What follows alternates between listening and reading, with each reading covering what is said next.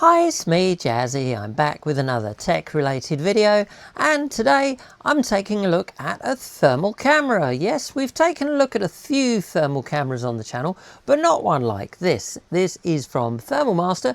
It's a P3, and this is one that goes onto your smartphone. So big thanks to Thermal Master for sending this sample over for review. Now, this is compatible with Android and iOS, which is pretty handy as I'm an iOS user myself. One unique feature of this is the manual focus ring on the camera, which means we should be able to get some really close-up images, and Thermal Master do say it's great for PCB inspection. So let's get this over on the bench and see what we get in the box. Here we go, from Thermal Master. This is the P3. We've got an adjustable focal lens on here, which Thermal Master say makes it ideal for PCB examination. Well, we're going to test that. You can scan the code there to download the app, Temp Master. So this has got the 512 by 384 super resolution, which we saw on the Thor 001 from Thermal Master. All right, let's dig in and see what we get.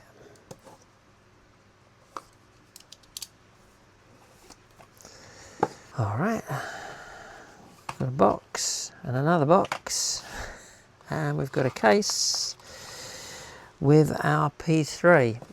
So what do we get in here then? I'm guessing documentation of some sort. Yes, we've got a nice thick quick start guide. We've got a warranty thing in here. I presume we've got our cables. We do. So we've got a USB-C to C and an A to C. Suspicious lack of any lightning connector here. Okay, so we've got all the instructions in here. A little bit on the small side, but then I guess the camera is small. Let's see if there's any adapters in with the camera. Otherwise I'm going to have to search. I'm sure I have a lightning to USB-C. Oh no, there is. It's in the pouch. Look. Yes, fantastic. There we go. Right, so here's the camera itself. Nice. I like the gold trim. Looks quality. That's just a logo, is it? Yeah. Okay. We've got a peel. The peel is on the bottom. Okay. And this is indeed the Thermal Master P3. Does this have, yeah, so you can adjust your focus there. That's good. I like that. Okay. Interesting little device. Right. I guess what I need to do now then is download the app and we'll give it a go. Okay, so the app is called Temp Master, and for iOS users, you can find it on the App Store. So let's open that. So it's telling me it's not connected and I need to connect it. So I will need my special lightning adapter here. Lovely. Okay, and that should just plug in on the bottom of my phone there. Camera. Temp Master would like to access the camera. Okay, let's have a look at my power supply. Oh, it's a nice clear image, isn't it? That's nice and clear. Now you have got to make allowances for the distance between the camera and the bottom of your phone, because I'm using the special adapter here because I'm old school and I'm still on a lightning port. If you're lucky enough to have a phone with a USB-C socket on the bottom, then you can have the camera a bit closer up to the bottom of your phone because you don't need the extra adapter. But that is a very, very clear image. That is excellent. So we can take a still image as we would with the phone camera, and we can record video. Yeah, start and stop just as you would with your iPhone normally. Okay, nice. I like that. Okay, so down here we've got your color palette, so you can change that. We're on iron red at the moment. That's probably the most recognizable one, but we've got loads of other options here. We've got black hot, we've got white hot, red hot, we've got rainbow, jungle, aurora, there's loads of them. Sitter, I think that is, dim light, okay. gold, lava or medical. Now I'm going to leave it on iron red just purely because that's the one I'm used to using. Pressing the middle one takes you back to the camera screen. Okay, here is your picture-in-picture, which you can turn on and off there, and you can adjust the transparency of it. You can see there.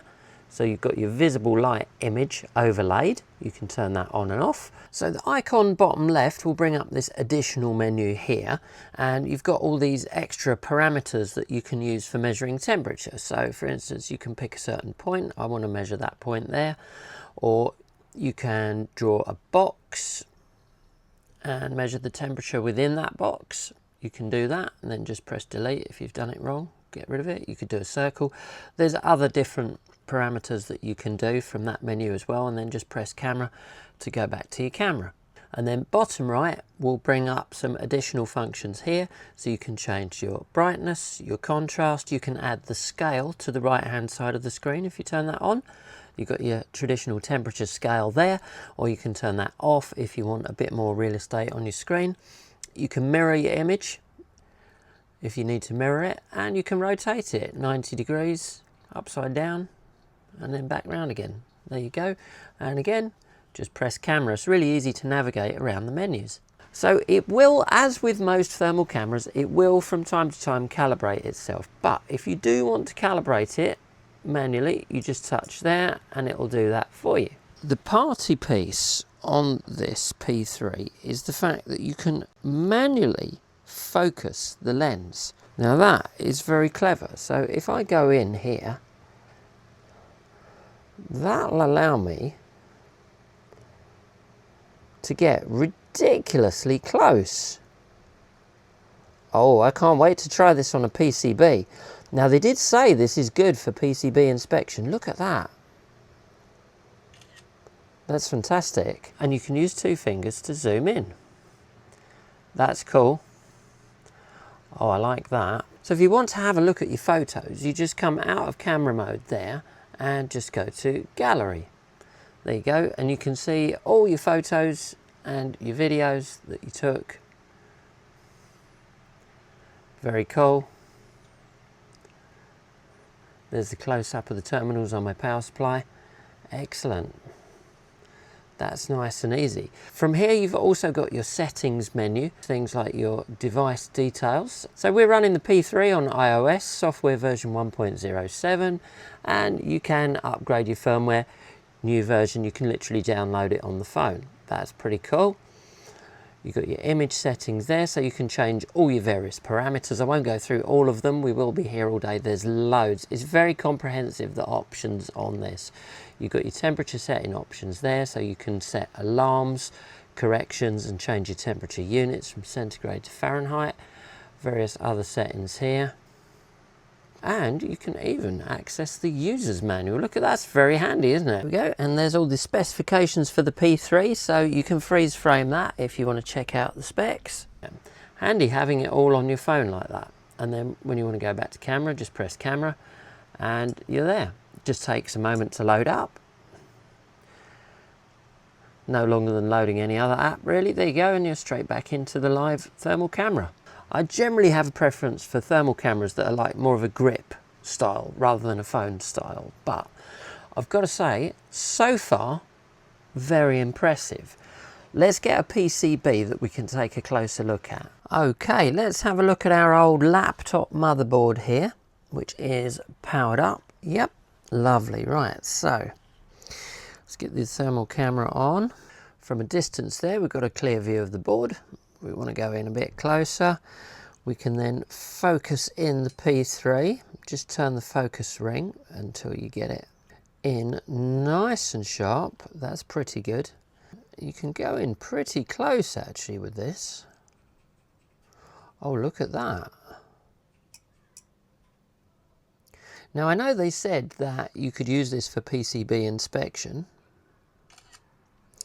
but I wasn't sure what to expect. Right, I think that's on the limit of how close I can get. That's pretty darn good. Put my point back there. I took it off, didn't I, just now? So we can see P1 temperature is 35 degrees there.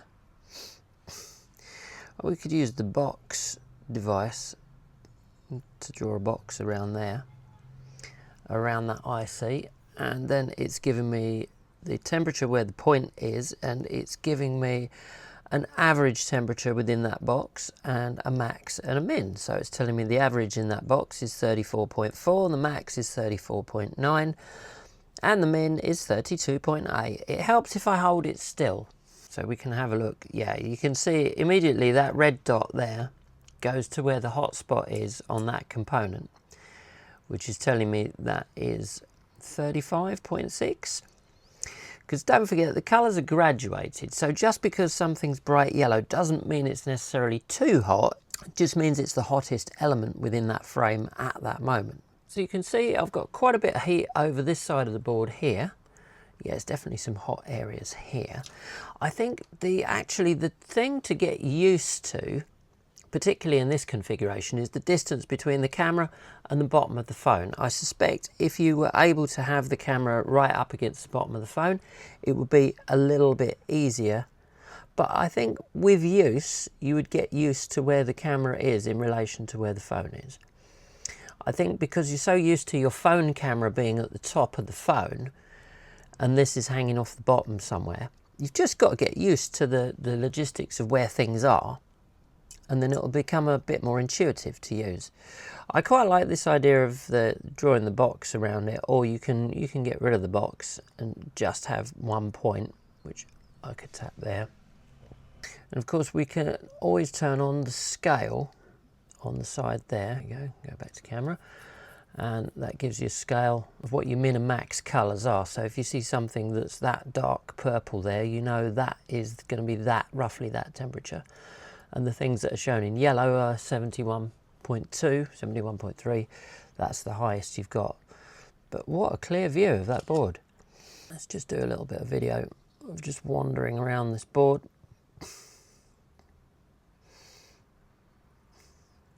It'll take a little bit of getting used to the focusing, but I do like the fact that you can focus it from quite a distance away from the board like this. I mean, we can bring that back in there.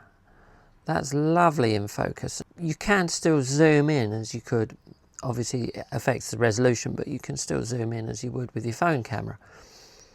And you can get a really clear idea. That is very clear, I have to say. I'm impressed. For such a small device, I've never used one that goes on my phone before. I've been more used to the handheld thermal cameras. Yeah, this is, as they say, good for inspecting PCBs. You can actually, look at that, if you focus that in, you can just about make out Intel written on the chip there. Nice. Okay, let's take a look at another different board. So I've got the Carlsberg 300 amplifier out again. So I test a lot of thermal cameras, so I try and keep to a similar few devices under test and boards to look at, because then we can kind of compare results. So let me turn this on first of all. Let's have a look. What have we got in here? We can focus in. Once you get used to the position of the camera, this is actually pretty easy. Get that in focus. Look, you see the top of that capacitor quite nicely. That's actually a really detailed view of these components here. You can get right on in there. Probably further in than you should. This does allow you to get really close, so you just got to be mindful that you're not going to lean on anything that's going to give you a bit of a zap. That is pretty astonishing. Now I've not got my temperature point on there yet, so we can do that. There we go, we know that's 45 degrees. If I put a temperature box around it, there we go. It does rely on you holding your hand steady. So it's giving you max and your min. That's quite cool. That's a great shot. See the detail on the fuse. Oh, fantastic. Look, you can see the part numbers. That's always a gauge of a good thermal camera. If you can see part numbers like that, that is actually an advantage of having the camera hanging off the bottom of this. It means I can get that camera way down in Actually, this has got some good advantages. I think all the different types of thermal camera have different advantages and disadvantages depending on the work that you're doing. That has surely got to be the best we've seen. That is pretty cool. Not only see that component's getting hot, we can see where it's getting hot. We've looked at a lot of thermal cameras and we've seen some really excellent footage from these thermal cameras, but I've got to say I really am impressed with this. As I say, I really wasn't sure what to expect from this, and I've not been disappointed. It takes a bit of playing to get the focus just right. So if you press this all one, you can actually get your center point and your hot point. So it's telling me that's 39.5, 39.4 down there. This is around 34 degrees. So rather than having to manually set your point, which you can do quite easily, tells you that's 38.5. Instead of using that, you can just do all, and it'll give you your center and your hot. You can even change the color that it's displayed in. I like that. That's very cool. Okay, so we've got our Raycall synthesized signal generator here, which I'm still working on in the background. This is always a good one to show off for thermal cameras because a lot of interesting components in here. So we've got bridge rectifiers here. You can see all the detail on there. And you can see which cables are getting hot. If we come further out, we can just bring that back in focus. What I like is the fact that you can get a wider view like that, and then if you need to look at something in a bit more detail, you can get right on in there carefully to make sure you're not going to touch anything that's going to give you a bit of a zap, because that would be bad. So if we check out our fuse here, we can see, yeah, 39 degrees on that. So you can easily see what's getting hot and what's not. Let's get up close. Oh, look at this. We've seen quite a few thermal cameras now that you can actually see part numbers on, but I think this is definitely one of the clearest, if not the clearest. Look at that, 47R resistor can easily be determined. Now, you see, initially, I really wasn't keen on having the camera hanging off the bottom of my phone to that extent, but actually, in this sort of case, that's quite the advantage because you can get right down in there. And my hand is nowhere near anything. You just got to be careful you're not going to touch anything that you shouldn't. As with everything, common sense prevails. So another cool thing you can do in the TempMaster app is when you go into the gallery, you can have a look at your images. There you go. So there's an image that I saved earlier. And you can actually do a report.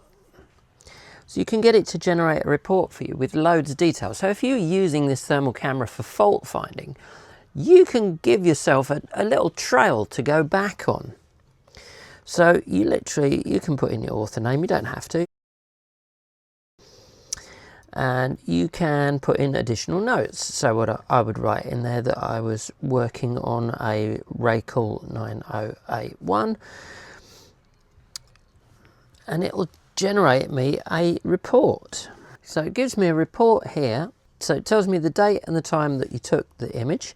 It tells me down here under detection conditions, the ambient temperature in the studio was 25 degrees C. The emissivity was set to 1.0. It tells you the measurement distance, and it gives me the minimum, maximum and center temperature. It's already embedded on the image there, but it's nice that it gives you that. And you can generate that report as a PDF document, which you can either save, you can save it to your files on your phone, or you can email it to yourself. You can save it on your iCloud. So you've got that saved. You can come back to that and know that that part was getting that hot on that day.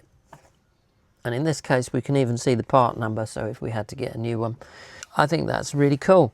So there you go then, the ThermalMaster P3. If you're looking for a thermal camera to go on your phone, I reckon this is a pretty good one. I've seen a few.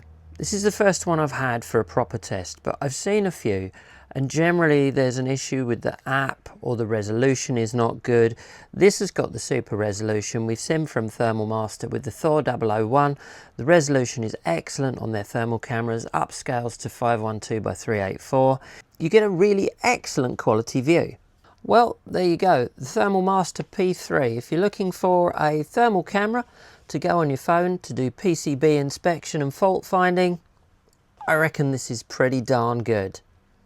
So the Thermal Master P3, well, despite its small size, it really does perform very, very well. I've got to say, I didn't know quite what to expect from this tiny little camera. Can it really deliver the performance of a much larger thermal camera? Well, the answer is yes. As we saw from the images we captured using just an old iPhone. This is an iPhone 8, so it's not even a particularly new model. It's compatible with all the newer models, sure, but it's nice to know that it does still work with the older models. I've tried it on a 6S as well, and it does indeed work with that. Obviously, with my older iPhone, I had to use the adapter to get the camera on there. But if you've got a phone with a USB-C, so if you've got an Android or a newer iPhone, you can have the camera fitted really snugly up to the bottom of your phone. Now, as we saw in the video, that wasn't too much of a problem, and actually I found that quite handy with some of the devices that I was looking at, as I could get the camera down in amongst the components without getting my hand anywhere near anything that I shouldn't be touching. But obviously common sense prevails, and you've just got to make sure you don't accidentally short anything out or disturb anything you shouldn't. But with the manual focus and macro lens, you could get really up close and personal with some of the components, and indeed we could even see the part numbers on some of the components in the devices that we were looking at. And of course the resolution you get from the P3 is excellent because it upscales to the 512 by 384 super resolution, so the pictures that you get are really detailed.